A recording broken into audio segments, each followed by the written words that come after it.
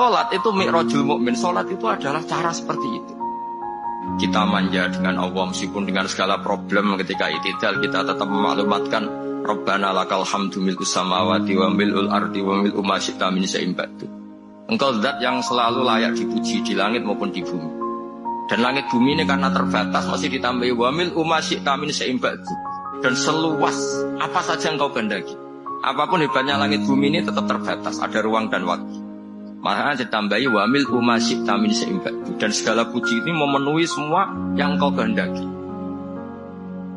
Saya berkali-kali bilang kalau hubungan dengan Allah nyaman, caranya gitu. Kalau kita sakit, bayar oksigen. Kalau kita butuh air, bayar PDAM.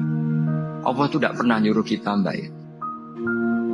Apa saja hubungan dengan Allah. Nah, sholat itu maklumat bahwa kita apapun problemnya, alhamdulillah rabbil alamin. Kita maklumatkan terus bahwa kita bersyukur.